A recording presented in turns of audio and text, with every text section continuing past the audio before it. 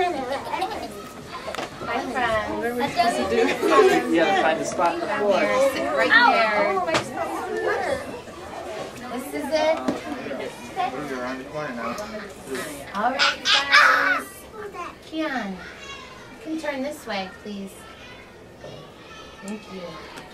Ready? One. Oh, these are our special readers, and they are going to be taking some pictures while we read today. What? Take a picture? Mommy, that's the picture. Yep, they're going to be taking some pictures. That's the picture. Ready? 1, 2, 3. Welcome to the library. Won't you please read with me? We'll have so much fun you'll see in the library. Very good singing. Let's give ourselves a pat on the back.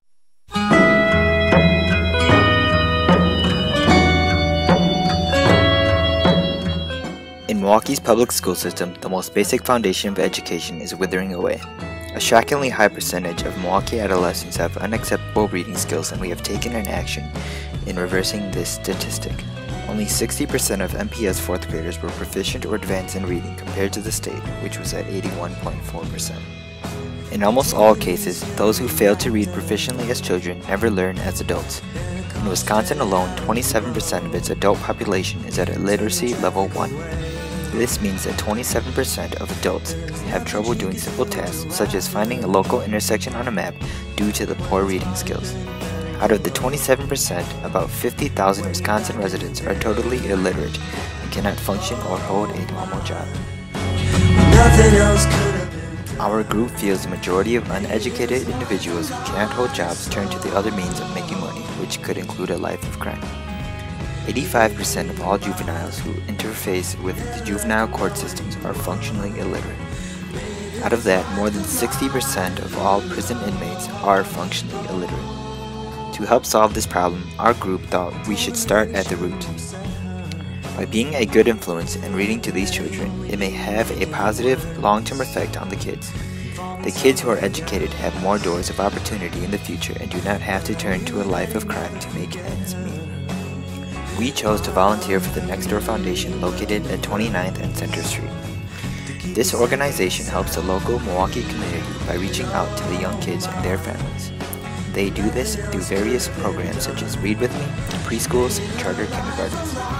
Serving not only the children of Milwaukee, this foundation also sees the importance of a strong family connection and a good home life. The Next Door Foundation believes that the values can only be taught to a child if it is also reinforced at home. Although it seems like a strong foundation, it faces a couple of problems, two of them being evident that when we were there that they have really high hopes for new buildings and programs and stuff, but they just don't have the means, the money, the funding to complete the ends.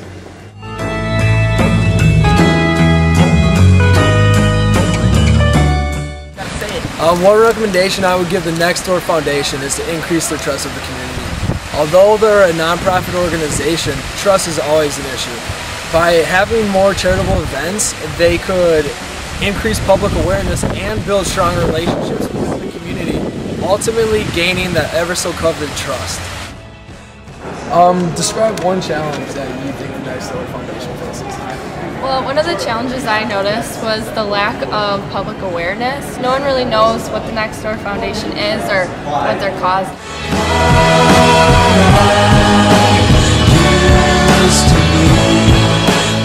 One of the recommendations that we could give for Next Door Foundation is that we figured that one of the main deals is they need to increase their public awareness. When we were looking at what we wanted to do, we really never even heard of Next Door or what they were really about, but when looking into it, we were really intrigued with some of the projects that they were doing, some of the things that they were undertaking. So they really need to increase their public awareness in the community in order to gain like the turnout that's required for such an undertaking that they're participating in. So we figured that they could do that by, social media. That's a big thing. Like Conan, when Conan did his comeback, a lot of that was due through like Twitter and Facebook accounts, and we figured that Next Door Foundation could also do the same sort of deal with YouTube, making videos of children reading and creating Facebook accounts and just Twitter updates. Just for you and me.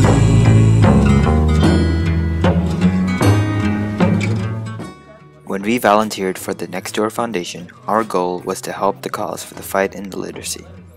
By doing this, we will volunteer at the Next Door Foundation to read to at least 20 kids by the end of the semester. Giving the kids an early start is a way to ensure that these kids have a positive outlook on reading. We will read to them and be a positive role model. We achieved the goal by reading to over 30 kids in the time period allotted.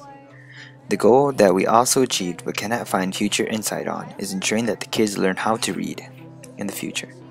We found that the kids had a positive outlook on reading with us and were generally excited to read. We believe that if more volunteer hours were donated, we would see a significant change over time and the goal would be achieved.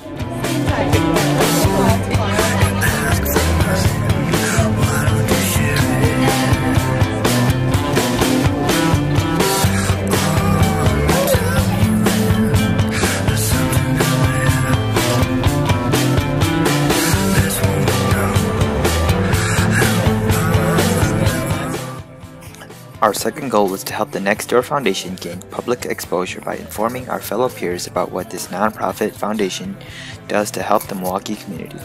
By making this video, we will gain this organization exposure by each posting on at least 2 of our Facebook statuses that relate to the organization and post this video on YouTube.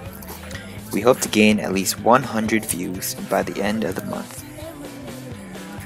We have started this process but have not completed it yet.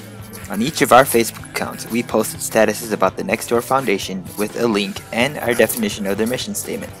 The video part has not been completed yet, but it will be posted on YouTube and linked again on our Facebook accounts to gain viewership.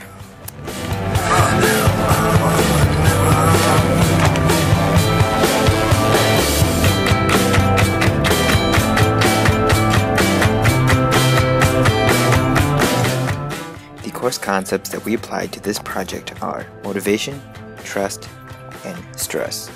Motivation is important to our group because our difficulties revolved around the lack of group motivation. Poor motivation leads to poor effort and performance. We kept our motivation high and our mood high, which led to great production. Trust is important to nonprofit organizations because the slightest inkling of scandal would be a bad situation for the group. They have to gain trust propensity and, most importantly, keep it. Lastly, the concept of stress. The deadlines and demands of this project led to high levels of stress. This stress led to frustration amongst the group. Although we had high levels of stress, our coping methods were adequate and we kept our commitment high. This led us to do good work.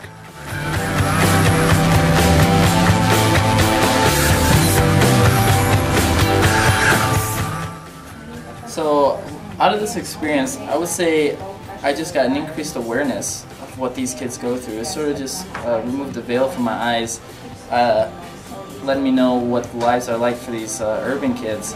Growing up in the suburbs, I had it really good, and you just sort of get the sense that, all kids' lives are like that. And by volunteering at Next Door, I sort of realized that that's just not the case, and that, it gave me more of an understanding of what these kids are going through, and in reality I'll never know the full extent of what these kids are going through, and I was really happy that I was able to help them out in whatever way that I could.